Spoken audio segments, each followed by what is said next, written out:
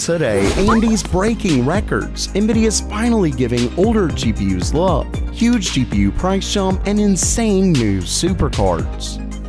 Welcome everyone to Gamer Meld. First up for today, like I discussed in my last video, AMD officially announced their Threadripper CPUs, and we already have some unbelievable benchmarks. But before I get to that, let's go over the specs. As I mentioned in my last video, there are in fact Pro and non-Pro models, and while there are two separate platforms, the Pro parts work on both. This slide right here more or less covers the differences. The Pro platform comes with support for up to 8-channel memory, while the non-Pro comes with 4. There are also much fewer PCI Express lanes on the non-Pro chipset, but both have way more than the AM5 platform. When it comes to the CPUs, the non-Pro series offer 3 models up to 64 cores, and the Pro gets up to that 96-core beast. They've all got a TDP increase of up to 350 watts. As for performance, AMD did share a few slides which shows the Zen 4 upgrade is quite nice. But that's not all when it comes to performance. PC Mag got a chance to review the new Dell platform with AMD's 96-core beast, and as you can see, it scored over 100,000 in Cinebench R23, and that's stock. Not only that, but during a liquid nitrogen overclocking session with AMD, they were able to get an unbelievable 148,719 points. What's unreal is that a dual EPYC 9654 actually lost the record to this. It also beat out the record in Cinebench 2024 by 31%. With all of that said, it's definitely not cheap, with the 96-core part at $10,000. Still, this is a huge achievement, and one that I seriously doubt Intel can match anytime soon.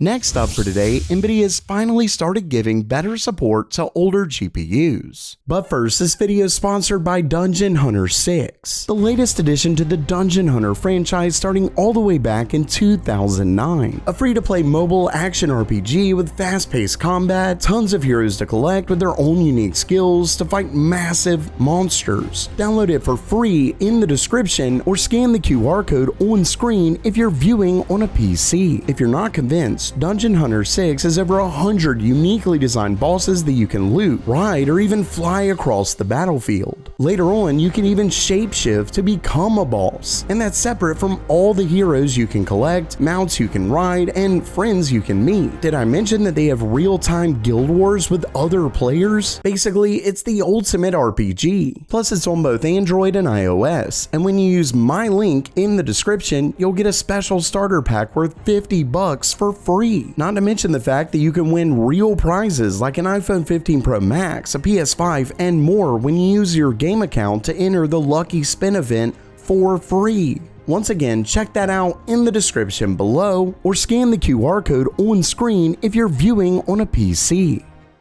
Now back to the story, more specifically, Nvidia has released their newest version of VSR, or Video Super Resolution, which is the company's very interesting tech that uses AI to upscale lower resolution videos. As I've said in the past, it's interesting because it can be used to bring much older videos back to life. Like of course, this classic right here. It could go from something like this, rolled over to something like this. Nvidia does have a new video that shows some actual examples of this, and we can see that it does look nice. Nvidia claims that the AI model, quote, has been retrained to more accurately identify the difference between subtle details and compression artifacts. And all of that is nice, but the big news is that Nvidia's finally added support for their RTX 20 series GPUs. So now older GPU owners can upscale videos with the best of them. Unfortunately though, I wouldn't expect it on any older cards just because it likely requires tensor cores. Still, it's great to see Nvidia adding support to older GPUs.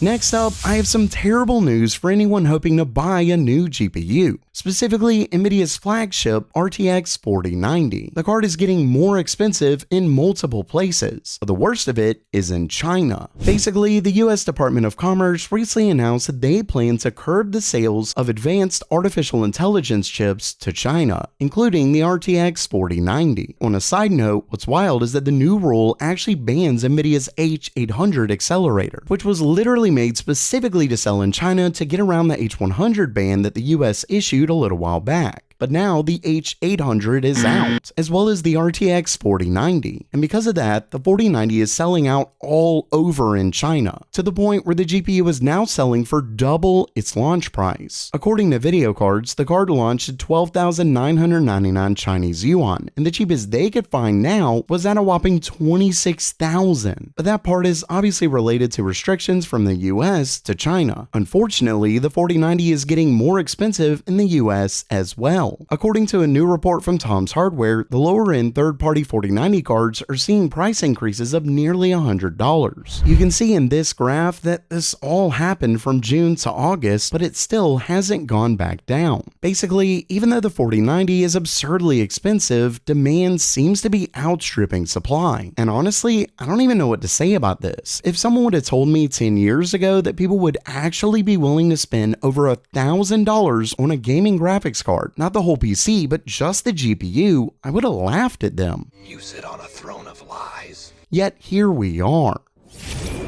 And lastly for today, if you saw my last video, you know that Nvidia is apparently planning to release a new series of supercards, this time based on their RTX 4000 GPUs. And if you'd like to be one of the first to hear about news like this, make sure you subscribe to GamerMeld. Either way, in a new post by leaker Megasize GPU, he actually goes into a bit more detail. For one, he mentions a 4070 non-super variant that actually comes with GDDR6 instead of 6X. That's not too surprising, given Nvidia does things like this all the time, seemingly out of nowhere. But what is interesting is that he also claims Nvidia is planning to release a 4070 Super, which we did see in that last video, but remember that it was from a different known leaker. So this is very much looking more and more accurate as more leakers help to confirm others. Either way, as you can see, he claims that the 4070 Super is going to be based on 8103, which is actually the GPU that makes up the 4080. And that I think is very interesting, because if you remember when the original supercards were released, they were essentially right near the next level of cards in terms of performance. Like the 2070 Super was getting close to the 2080, the 2060 Super to the 2070, and so on. But the kicker was that they were the same price as their non-super counterpart. And given we've already heard that the 4080 Super would be around the same price as the regular 4080, along with this, it's looking like that could be it again. Not only that, but because it's based on the 8103, he claims that it comes with 16 gigabytes of memory. Basically, Nvidia's super GPUs could finally see better performance without a price jump.